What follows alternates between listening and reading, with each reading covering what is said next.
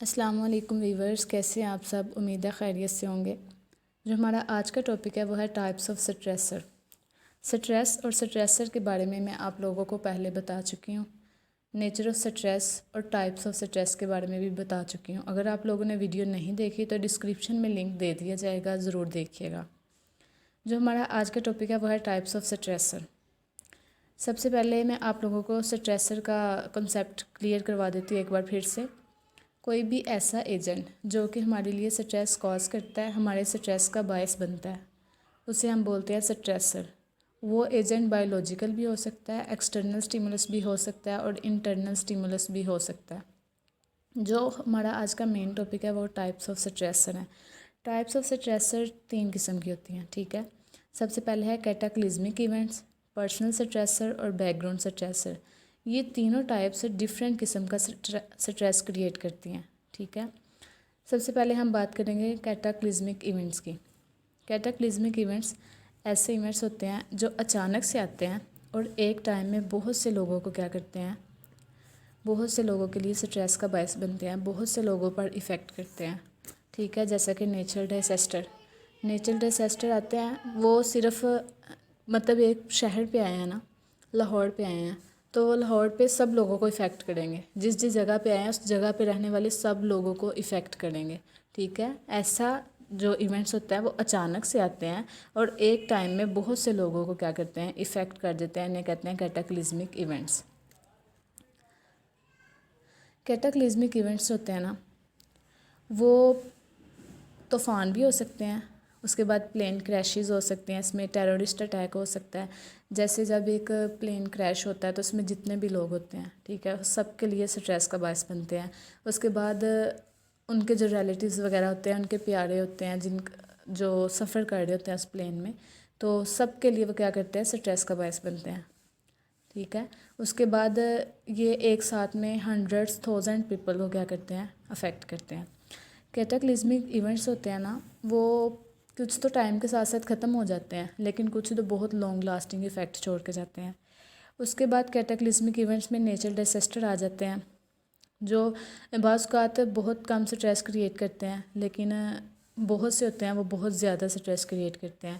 اس کے بعد جو سٹریس انڈیوس بائی کیٹاکلزمک ایونٹس، یہ جو ہوتا ہے نا، کیٹاکلزمک ایونٹس یہ دوسروں سے شیئر کیا جا سکتا ہے۔ مطلب کہ ایسے ایونٹس جو ہوتے ہیں نا، وہ دوسرے جو ہوتے ہیں نا اس میں سمجھ سکتے ہیں، کیونکہ وہ پہلے سے اس کا ایکسپیرینس کر چکے ہوتے ہیں۔ مطلب ہم کسی کو بتا رہے ہیں کسی نیچر ڈیزاسٹر کے بارے میں، تو وہ جلد سمجھ جائے گا نا کسی کی فیلنگس کو، کیونکہ وہ اس کا پہلے سے شکار ہو چکے ہوتے ہیں۔ یہ ایونٹس ہوتے ہیں نا، یہ بار بار مختلف لوگوں پہ آتے ہیں، تو اس میں اس لیے اسے کہتے ہیں کہ یہ ایکسپیرینس ہو جاتے ہیں اور ایک شخص دوسرے کی ڈیفیکلٹیز کو سمجھ سکتا ہے۔ اس کے بعد جیسے ٹیررسٹ اٹیک ہوتا ہے، اور ٹیررسٹ اٹیک یہ بھی کیٹاکلزمک ایونٹس ہے، اور جو ورلڈ ٹریڈ سینٹر میں جو ہوا تھا رونما واقعہ 2001 میں، ہاں، اس کا وہ بھی ایک کیٹاکلزمک ایونٹس ہے جس نے سٹریس کریٹ کیا بہت سے لوگوں کے لیے، وہاں کے رہنے والوں کے لیے۔ اس کے بعد جو ٹیررسٹ اٹیک ہوتے ہیں، اگر وکٹم گورنمنٹ ہے، جیسے کہ آج کل پاکستان میں جیسی گورنمنٹ چل رہی ہے ایسی گورنمنٹ ہوتی ہے نا، وہ سب کے لیے سٹریس کریٹ کرتی ہے۔ اس کے بعد ٹیررسٹ اٹیک آ جاتے ہیں اس میں، یہ سب کیا ہیں، کیٹاکلزمک ایونٹس ہیں۔ نیکسٹ ہم بات کرتے ہیں پرسنل ایونٹس۔ پرسنل ایونٹس کیا ہوتے ہیں، یہ بہت سے میجر لائف ایونٹس ہوتے ہیں، جیسے کہ کسی فیملی میں سے کسی کی ڈیتھ ہو جانا، ٹھیک ہے۔ تو یہ کیا، جب فیملی میں کسی کی ڈیتھ ہوتی ہے تو سب کے لیے کیا آتی ہے، نیگیٹیو وائبز آتی ہیں، ٹھیک ہے۔ سب جو ہوتے ہیں پریشان ہو جاتے ہیں، سب سٹریس میں جاتے ہیں، گھر میں سے کسی پیارے کی ڈیتھ ہو گئی ہے، تو یہ کیا ہوتا ہے، جیسے جیسے وقت گزرتا جاتا ہے نا، یہ سٹریس کم ہوتا جاتا ہے، انسان اپنے وقت کے ساتھ ساتھ خود کو کیا کرتا ہے، ہینڈل کر لیتا ہے۔ تو یہ ہوتے ہیں پرسنل ایونٹس۔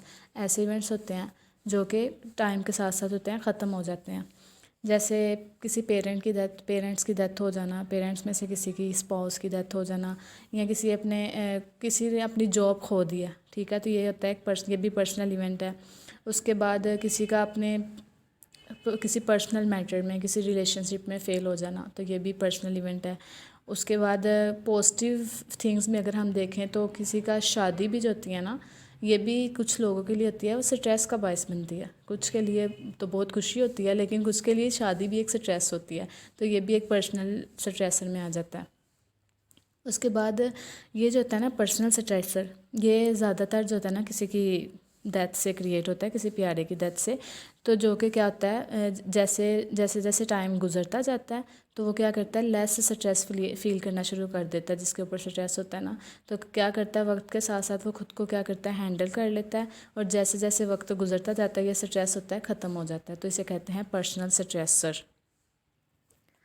उसके बाद हम लोग देखेंगे बैकग्राउंड स्ट्रेसर, मतलब कि डेली हैसल्स, मतलब रोज़मर्रा की परेशानियाँ जो होती हैं ना, उन्हें बोलते हैं डेली हैसल्स। तो इसमें क्या होता है, इसमें हर शख्स जो होता है ना वो इसमें इन्वॉल्व होता है। जैसे कि ट्रैफिक में फंस जाना, तो ये क्या करता है, एक इंसान के लिए इरिटेशन का बायस बनता है। तो ये होती हैं बैकग्राउंड स्ट्रेसर, जो कि रोज़ाना की हमारी रोज़मर्रा की परेशानियाँ होती हैं ना, रोज़मर्रा की दिक्कतें होती हैं, उन्हें हम कहते हैं बैकग्राउंड स्ट्रेसर। उसके बाद इसमें किसी का बीमार हो जाना, हल्का फुल्का रोज़ इंसान बीमार फील करता है, तो ये भी बैकग्राउंड स्ट्रेसर में आ जाता है। उसके बाद जो बैकग्राउंड स्ट्रेसर होता है ना, कुछ तो बहुत लंबे अरसे के लिए होते हैं, ठीक है।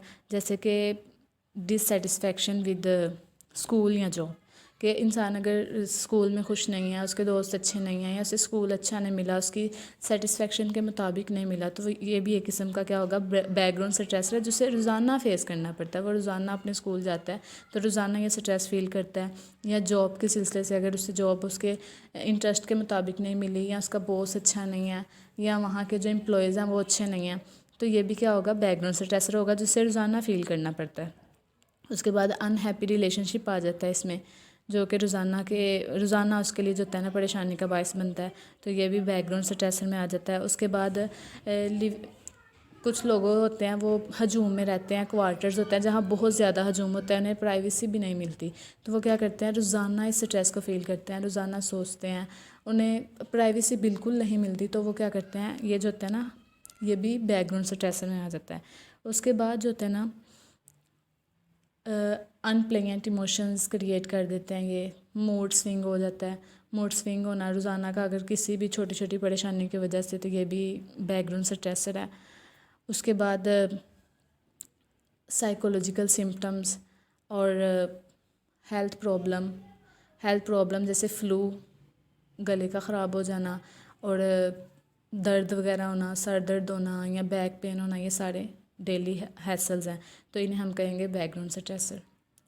थैंक यू गाइस, उम्मीद है आप लोगों को समझ आई होगी इंशाल्लाह। और अगर कोई चीज़ समझ नहीं आई तो कमेंट सेक्शन में ज़रूर पूछिएगा। अल्लाह हाफिज़।